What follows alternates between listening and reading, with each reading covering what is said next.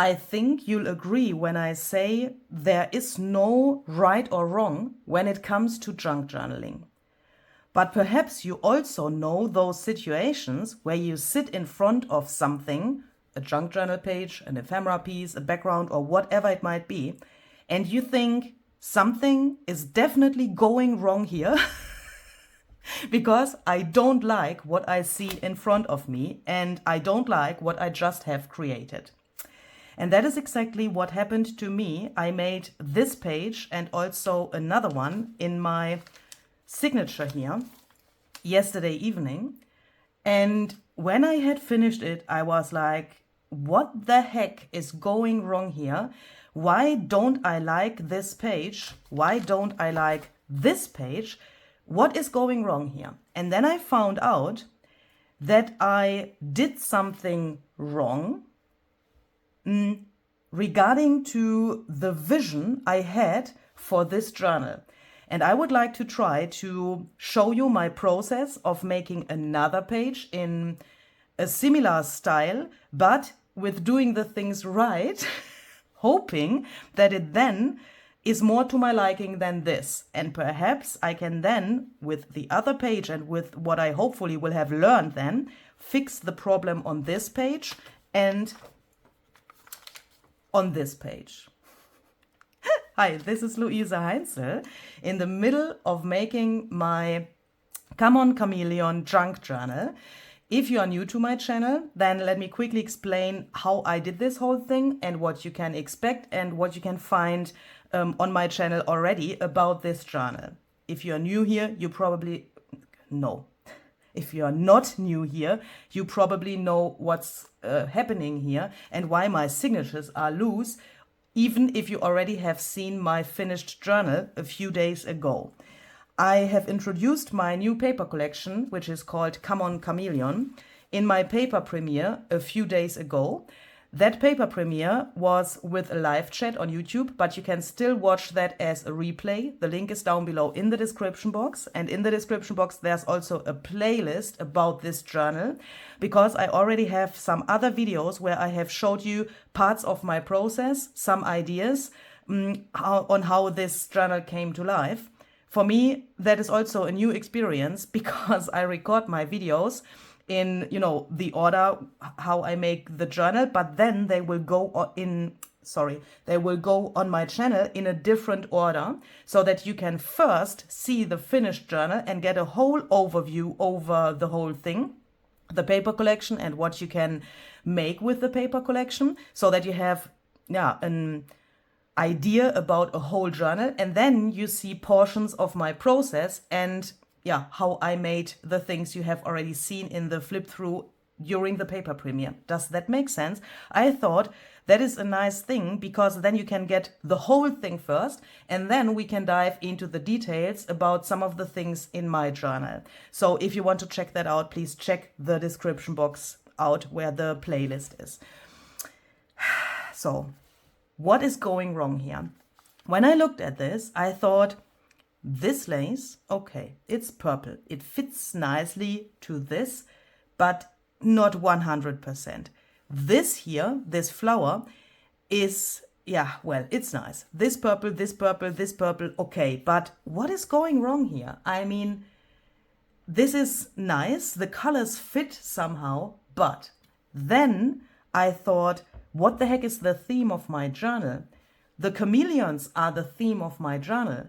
And why the heck, when we are talking about chameleons, is the stenciling only one color? Why isn't this whole tag embedded way more in the background, like a chameleon would be like nearly invisible, embedded in the surrounding and in the landscape where he is? Do you know what I mean? So I think if I would do a little trick to my stenciling, I could do this whole thing way more chameleon-ish.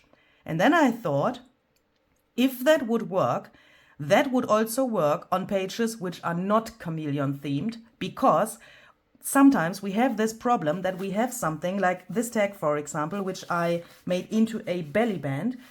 When you have that and you have all of your colors chosen and you look at that and then you think, why is this like separated from the background? Why is this so like a puzzle where something is missing? Do you know what I mean? Because this is not, it's not harmonious enough yet.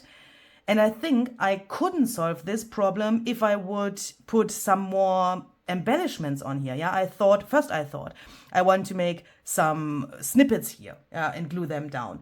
But what will that help? I think that will help nothing, or would help nothing, because I will not do it. And here, it's the same thing. Look, I mean, what is that? This tag is somehow like on the page. It's not embedded. And why is that? Because it's not chameleon-ish enough. So let's try something. I want to keep this for later because I want to start a new page first to see if that can work. And then I will try to fix this on the other pages. Yeah, because I think it's easier to start from scratch in this situation than fixing a problem on an already existing page. But that is perhaps also only my brain. So what do we have here? Let's first think about how this will be glued down later. The pocket will be glued down like so, and then the tag will go in here like this. So that means the tag is then, when this is glued down, approximately somewhere here. Yeah, because it will not be here or here or here, but it is approximately here. So that means I can first ignore the pocket, have my tag here, choose a stencil. This one by Stampers Anonymous and Tim Holtz has the number THS 138. I thought this fits really well with these little circles here. Somehow that reminds me to chameleon skin. And then I want to place this here while the tag is still laying here, approximately like this. And then I want to look, or we can also do it like so, because then you can see that better. I mean, without the video, I would probably put it under the stencil, but in this case, for the video, you can see it better when it's laying on here, because we want to look at the colors now. Here on the top of the tag, it is very dark, isn't it? So I thought black suit oxide ink would fit really well to this. You can of course take other mediums to stencil, but I want to use the oxide inks because I have all of the 72 colors of the oxide inks. I have only a few inks, so for me it makes more sense to use the oxide medium instead of something else. But you can of course choose what you want and what you have. So let's take a little bit of that. And let's also look here. I will take the stencil and line this page up with the fold here. Let's then place this on here, a little bit overlapping to the other page. And then I'm going to stencil through here, but only here on the top with black suit, which fits to this.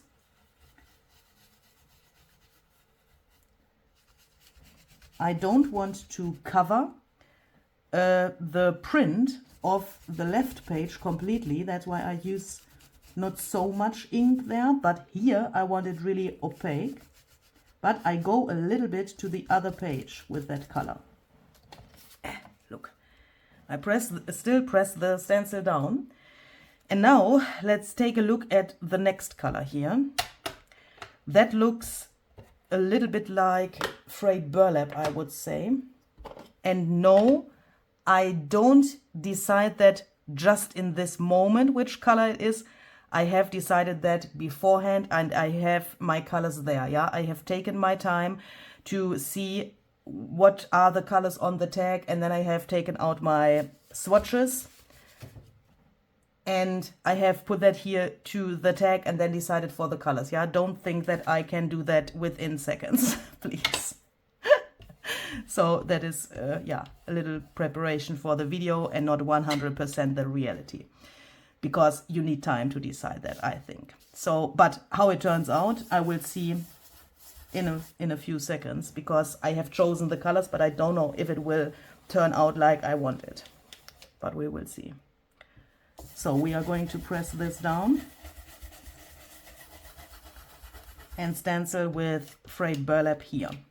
Why is this ink pad so dry? Oh my goodness. Ah, that is a disaster. I need to refill this ink pad. I also go to the left page a little bit with the stenciling. Oh, I want this way more intense. Come out, please.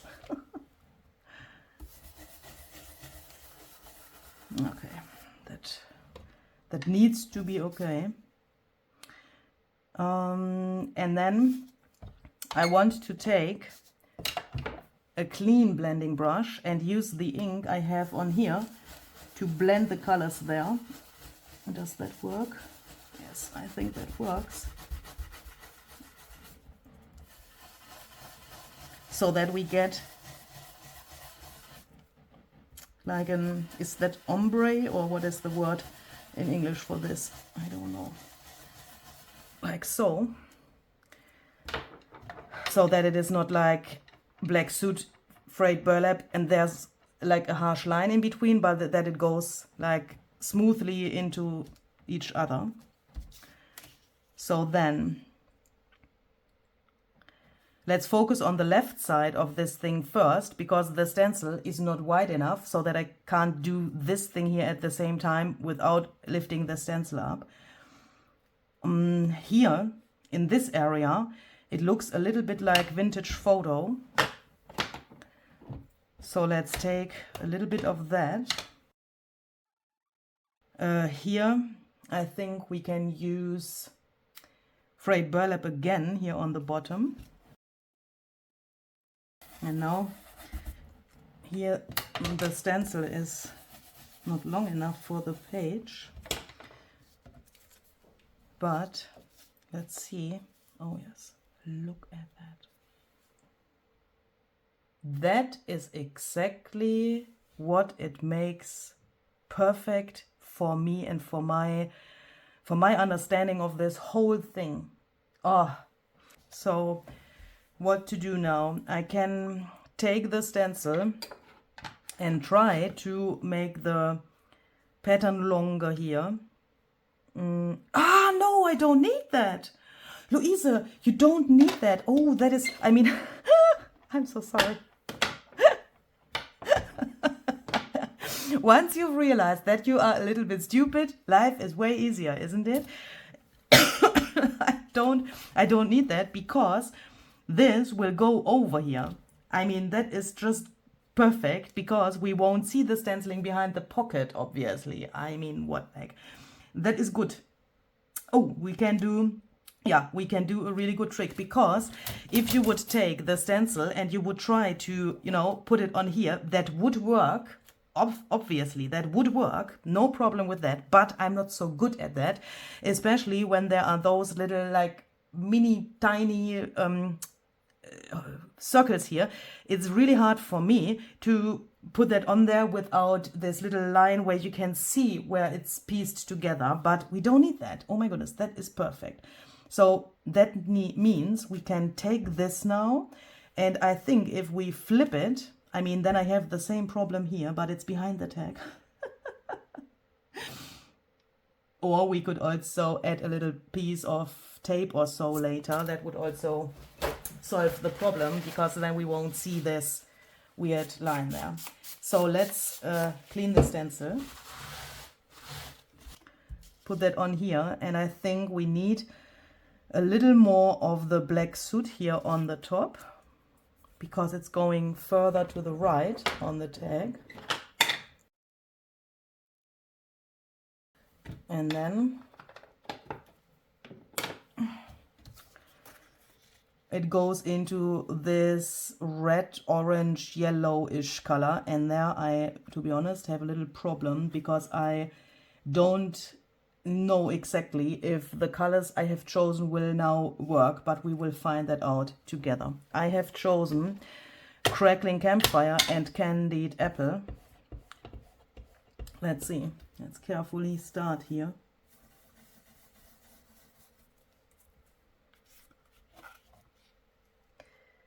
Ui, ui, ui, ui, ui, ui, ui, ui. This is way too orange. I mean, what do I expect? Crackling Campfire is orange. Barbara, it's orange, not red. If you know, you know. Oh no, I shifted the stencil. No! Oh. What the heck? My paper is moving.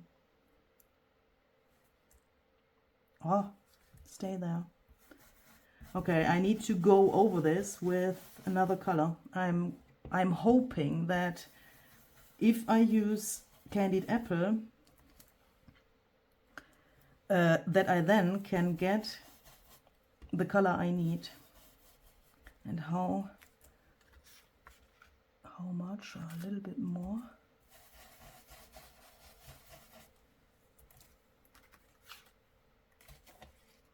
The next problem is that the paper I have here is coffee dyed paper, and with that the colors, the oxide ink, reacts also differently than on, like, for example, copy paper, which is not coffee dyed. And when this is then in the end completely dry, I think will also look a little different than now. Oh no, okay. But that is a better match, but it's not dark enough here. We need to do something there. But that is pretty good. So let's then, to get the bridge between frayed burlap, or here, yeah, here it needs to be frayed burlap, and here it needs to be vintage photo, so that I can get this bridge there. We'll quickly stencil that, and then I will blend the colors with my clean brush.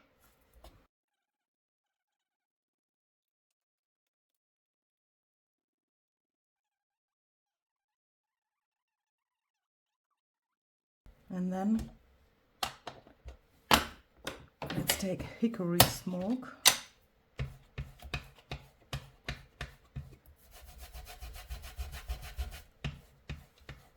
Yeah, that is a good match.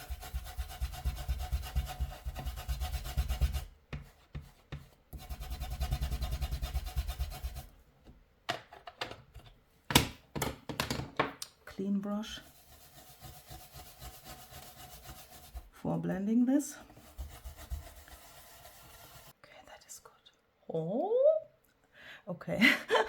Now I would think it needs to be darker here. But do I really want to go over my stenciling again with a darker color here? Or shall we perhaps try to just splatter to this paper with dirty water? I have some really dirty paintbrush water here. This is, I mean, with dirty, I mean it's water with acrylic paint and other stuff I've used here to make something, yeah? It's not moldy or so, it's just, you know, dirty water. This is gray because of the ingredients. So let's try to hit this spot. If you don't have dirty water, you can of course also take water and mix that with ink, or, you know, take something else. I will now splatter with this a little bit here as well, but the biggest splatters are here, and now I'm freaking out because it turns yellow there. Oh no. Let me quickly dry this, hoping that I can stop this reaction. Well, it is what it is. Can you see?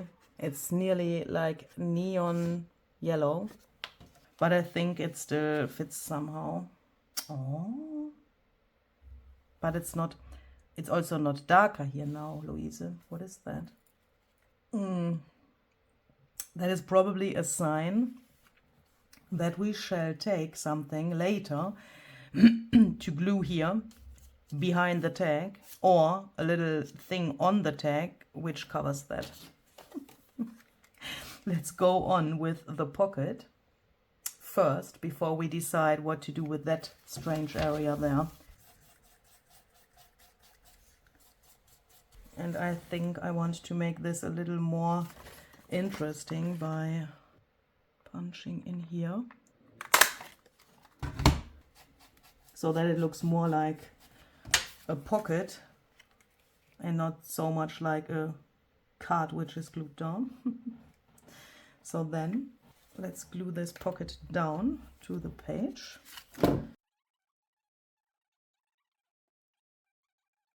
The chameleon itself, the color on here, that is a really big challenge, I would say. I have chosen evergreen bow, hoping that this will now work. Wish me luck that this color fits.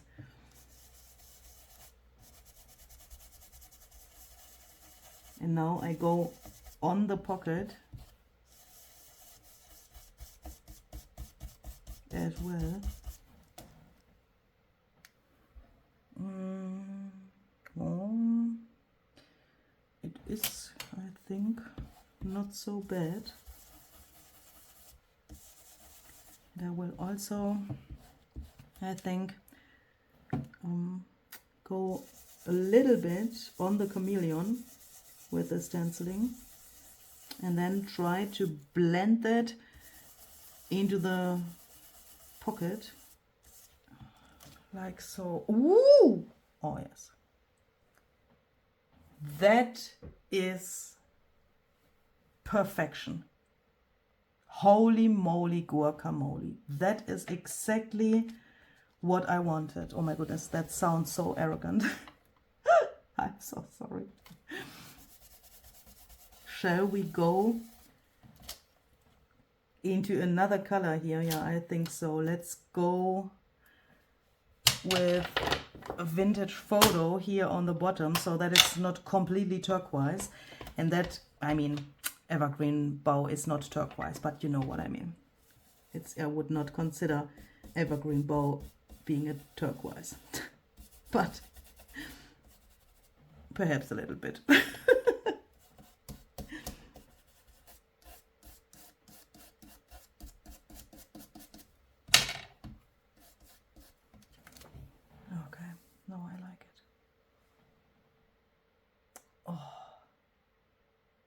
How cool is that? Oh my goodness. So then, let's see. And this is in here. That is really cool. And if we now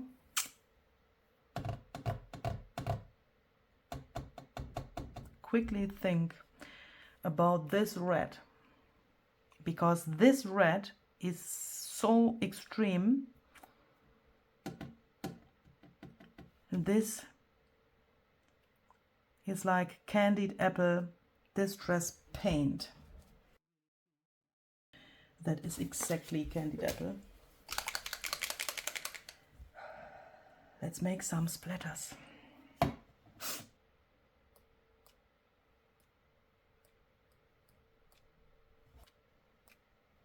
Okay, that is enough. Don't do more. That is just perfect, but it's also enough. Since we have them here on the tag, I will carefully take the tag out so that I can see that, like, you know, separately. I will put a few here so that it looks not so weird. Put that aside to dry, and I also want to put a few here to this weird neon yellow area. This is completely dry now, and I can't bring into words how happy this makes my heart. Oh my goodness, that is just cool. But what to do with this strange line?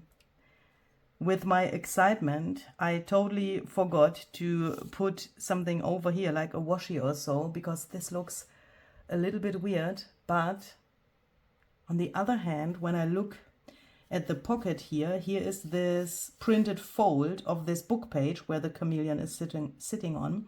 What if we take this and try to fold this page, but only there where not the pocket is, on this line, to make it look like this was done on purpose. And then let's try to go over this, perhaps also a little bit here on the edge of the page. Oh, but I can do that later as well. Let's make one part of this fold darker. Please do that before you glue the pocket if you can see it coming, because this is really difficult, but it works. Look. Oh yes, and now it doesn't look like an accident anymore. Okay, and if I now could find a flower in here which fits to the colors and where I can find a nice place on this page, then this whole thing would be just perfect for me. That is a little bit too turquoise, too green, too orange. Oh, oh yes, yes, yes, yes, yes, look. Oh, look. I'm so sorry, it's this one. Look here, this yellow color here, which we got from the splattering, is nearly the yellow of this. That fits so perfectly. Oh my goodness. Yeah. And then this fits to this.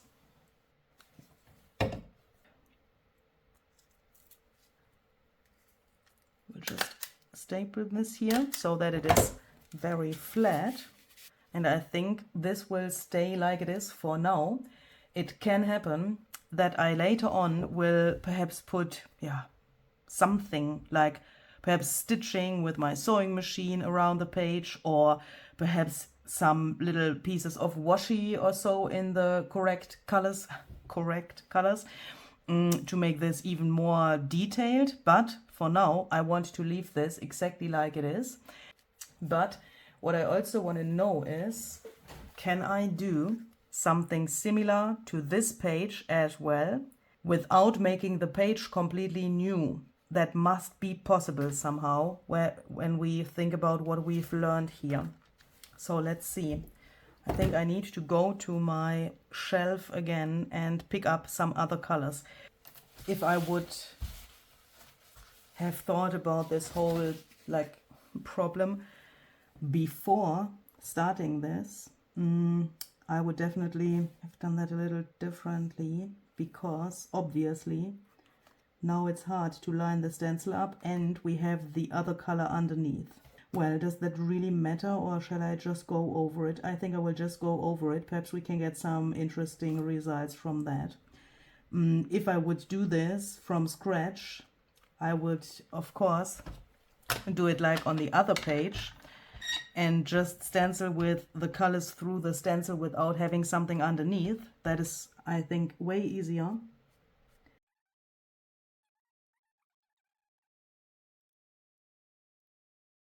That is fantastic. And as you can see, I also went on the tag to make this work. And I really like that. So let's take shaded lilac.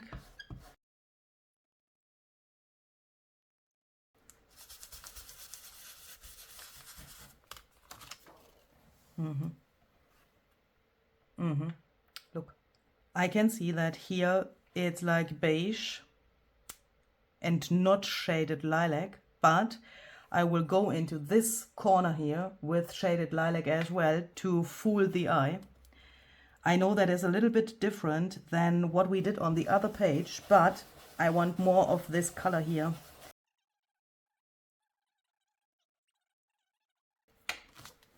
Yeah, and with going to the tag here with the pattern, that even makes sense. Okay. To break this pretty solid and big pattern a little bit, I want to add some splatters, but this time only with water. Oxidation on coffee dyed paper for the win. Look.